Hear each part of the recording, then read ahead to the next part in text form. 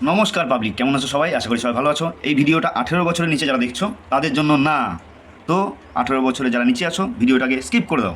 अभी मजा आएगा ना भिड़ो। আসামে জুবেনদার পরে যদি কেউ হতে পারে সেটা হচ্ছে ডিজে ওরম। এর হ্যাঁ, কি কি কি কি কি কি খেপাচোদা কি কয়? আসামে জুবেনদার পরে যদি কেউ হতে পারে সেটা হচ্ছে ডিজে ওরম। এর হাই রে খেপাচোদা রে, কোথায় কাশ্মীরি রুল আর কোথায় বগলের চুল, তাই কি আর মেলে?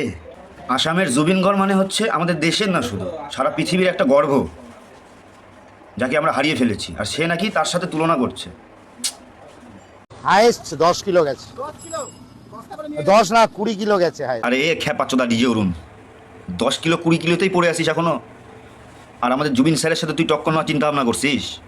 আমাকে দেখতে পাবে না কোথাও, মানে সেরম জায়গায় আমার নাম চলবে। ডিজে অরুণ, ওগুলো ডায়লগ বাদ দিয়ে তোর ফ্যান্স আসছে, কথা কর আগে, ফ্যান্সের সাথে কথা কর। আয় গুরু আয়। তোকে কুকুরের সাথেও তুলনা করলে না, কুকুরের জাতটা, যে কুকুরের জাত বলে একটা জিনিস থাকে, তো সেই জাতটা নষ্ট হয়ে যাবে। তোকে যদি কুকুরের সাথেও তুলনা করি, তুই পরোটা বেঁচে খাচ্ছিস, খা, উল্টাপাল্টা এরকম ভিডিও বানাস না, ঠিক আছে?